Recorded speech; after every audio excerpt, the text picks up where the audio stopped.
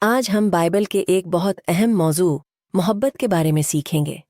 Bible ہمیں سکھاتی ہے کہ محبت خدا کی طرف سے آتی ہے اور حقیقی محبت ہمیں خدا کے قریب لاتی ہے۔ دنیا میں بہت سے لوگ محبت کو صرف ایک احساس سمجھتے ہیں، لیکن بائبل کے مطابق محبت صرف احساس نہیں بلکہ ایک ایسا عمل ہے جو ہمارے کردار، الفاظ اور رویے سے ظاہر ہوتا ہے۔ جب ہم دوسروں کے ساتھ مہربانی کرتے ہیں، معاف کرتے ہیں اور مدد کرتے ہیں تو ہم حقیقی محبت دکھاتے ہیں۔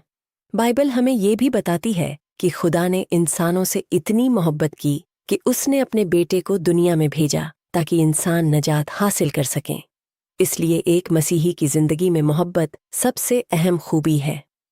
اگر ہمارے دل میں محبت نہیں تو ہماری عبادت اور خدمت بھی مکمل نہیں ہوتی۔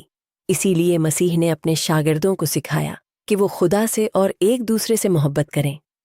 بائبل کے مطابق محبت کے اہم نکات۔ خدا محبت ہے۔ بائبل واضح طور پر بتاتی ہے کہ محبت خدا کی فطرت ہے۔ جو شخص محبت کرتا ہے وہ خدا کو جانتا ہے۔ سب سے بڑا حکم محبت ہے۔ مسیح نے فرمایا کہ سب سے بڑا حکم یہ ہے کہ انسان خدا سے اپنے پورے دل، جان اور عقل سے محبت کرے اور اپنے پڑوسی سے اپنے جیسی محبت رکھے۔ خدا کی محبت کا سب سے بڑا ثبوت خدا نے انسانوں سے اتنی محبت کی کہ اس نے اپنا اکلوتا بیٹا دنیا میں بھیجا تاکہ جو اس پر ایمان لائے وہ ہلاک نہ ہو بلکہ ہمیشہ کی زندگی پائے۔ محبت کی خصوصیات۔ بائبل کے مطابق حقیقی محبت صبر کرنے والی، مہربان اور معاف کرنے والی ہوتی ہے۔ محبت حسد نہیں کرتی، غرور نہیں کرتی اور ہمیشہ سچائی کے ساتھ خوش ہوتی ہے۔ مسیحیوں کے لیے نیا حکم۔ مسیح نے اپنے پیروکاروں کو حکم دیا کہ وہ ایک دوسرے سے اسی طرح محبت کریں جیسے اس نے ان سے محبت کی۔ نتیجہ محبت مسیحی زندگی کی بنیاد ہے۔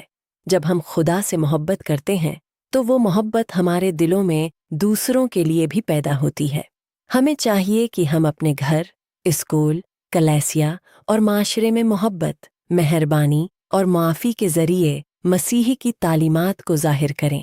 یہی حقیقی مسیحی زندگی کی پہچان ہے۔